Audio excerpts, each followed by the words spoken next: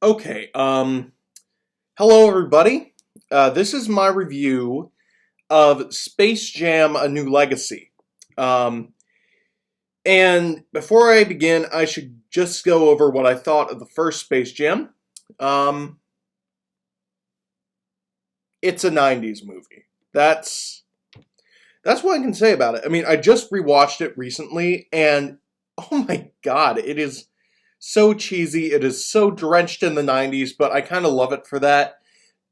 Even though I wasn't a '90s kid, I wasn't a '90s kid at all. I was a 2010s kid because I didn't really go through all the fads that 2000 kids had. Um, so really, yeah, I'm a 2010s kid, but I still love Space Jam. Just because it is so cheesy, and I know that now. Back then, of course, I thought, oh my god, this is just like Roger Rabbit. And what's funny is back then I didn't even really know who Michael Jordan was. I just knew that, oh, he's a famous basketball player or something. I don't know. I'm going to go play with, I don't know what I used to play with. But basically, that's kind of what I thought of Space Jam. I was excited for this sequel because everyone had been hyping it up so much. And, I can definitely get on the hype train. Like, I'm a huge Marvel fan. But, yeah, I watched this movie on HBO Max, which, just to start off, if you're going to watch it, don't pay the $15 for a movie ticket because this is basically HBO Max. No, or not even HBO Max, because HBO Max has more of a variety. This is Warner Brothers the movie, basically. Because it's Warner Brothers the movie. There's a whole scene. By the way, spoiler warning. There's a whole scene in it where they have to go get all the Looney Tunes. And they're going into all these different intellectual properties that Warner Brothers owns. And it's like, okay, you're doing this, but it seems like overkill. Like, there's a scene where they have to go into the DC universe. And then there's a scene where they have to go into the Matrix universe. And there's a scene, where they have to go into the Wonder Woman comics to get Lola. That scene was kind of fun. Just because it took on the comic book art style. But, like, in the middle of all that, it's like, why didn't they get Gal Gadot? Is that how you say it? Gal Gadot? Gal Gadot? I have no idea how to say it, but why didn't you get her to play Wonder Woman even for that bit part? If you're doing all this anyway. I mean, frickin' Rick and Morty. Rick and Morty are in it. And it doesn't even feel like Rick and Morty because they give their bleep to the villain, whose name is Al G Rhythm. Al G Rhythm. I mean, it's so obviously algorithm, you might as well name him Algorithm. It's stupid. But yeah, they give their one big bleep to that guy, the villain, and not to Rick, who, if you've seen Rick and Morty, if you've watched as much Rick and Morty as I have, you know that on that show, they wouldn't, if they didn't have to bleep for television purposes, they would not bleep. They would not bleep. But because it's, PG kids movie, Bugs Bunny, haha, they got to do the bleep for somebody else and not Rick because fucking, I don't know. So that was kind of weird. I mean, I laughed at it just because it was so out of nowhere, but at the same time, god damn. And the story is just weird. Like, in the first one, it's a simple story. The Looney Tunes have to play basketball against aliens, otherwise they're going to be enslaved in a theme park forever. Simple, right?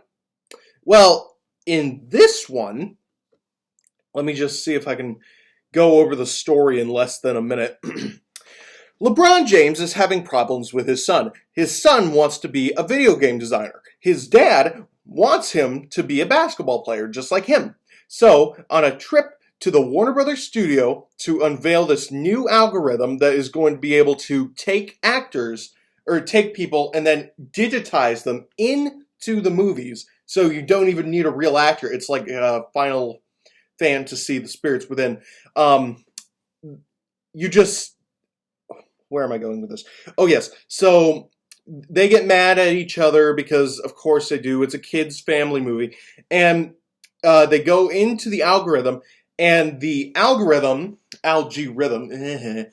he says to LeBron, "Oh, I'm taking your son. I'm kidnapping your son. If you want to get him back, you have to play a game of basketball against me. So I am going to send you down to Looney Tunes world, and you can play with them, and that'll be your team. And I'm just going to go over here with your son and use his video game as my advantage to win the basketball game because it's a video game and your dad knows nothing about video games." And now he has to go through with Bugs Bunny and find all the Looney Tunes because they got separated like in the Muppets 2011 movie.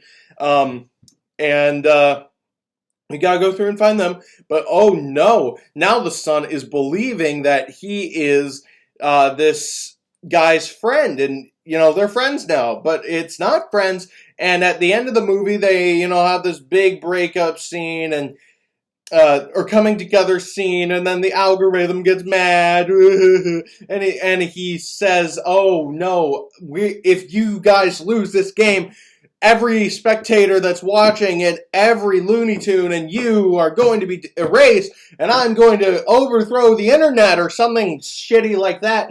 And then they have all these freaking Warner Brothers characters, including the people from Clockwork Orange.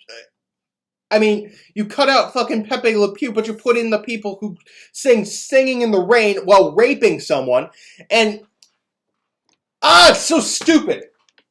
But at the same time, I like it. I don't know why. I know it's fucking terrible. I know this is like absolute pandering to the masses. Just, no, this is not a good movie. I know it's not a good movie. But at the same time, I'm excited to watch it again. And I probably will watch it again before it's done on HBO Max. I would never go to the theater to see this. I mean, I was thinking about it before watching this, like, oh, I could go to the theater, but then I realized, it's on HBO Max, what the hell? And I realized, no, I am not shelling out money to see this piece of crap. But at the same time, I love it. And I don't know why. Is it because I'm a consumer whore? It might be. Have I just been trained into liking this shit by the corporate minds of Warner Brothers and Fox and Disney and all that shit? Well, Fox and Disney are together now. That's beside the point. But anyway, am I just trained to like this? Is this the same kind of shit that gets me to like a movie like Rise of Skywalker that I know is bad, but I still want to see? I don't know. It could be that. Or it could be that I am just not a good critic, which is probably the case. So yeah, that's, I would definitely give this a like 4 out of 10, but I'm probably going to see it again. And I do recommend you watch it just because it's a party. It's a party, like a 2-hour party. Yeah, one other thing, it is way too fucking long. Like, Space Jam 2 is 2 hours. The first one was like 90 minutes. That's the perfect length for Space Jam. Not 2 fucking hours. You're not making a fucking comic book movie here. But anyway, I do recommend it. It's a party. It's a party that goes on for too long and you want to go find something else, but it's a party. And, yeah, I would just not pay for it unless you're watching it on HBO Max, where you can get so much other shit, that's probably better. And this is not sponsored by HBO Max or anything. I'm just saying, go watch it on somewhere where you're getting other stuff for your money. So yeah, that's my review of Space Jam 2. If you liked it, Let me know if you didn't like it. Let me know. And subscribe for more reviews. So that's it. Bye-bye.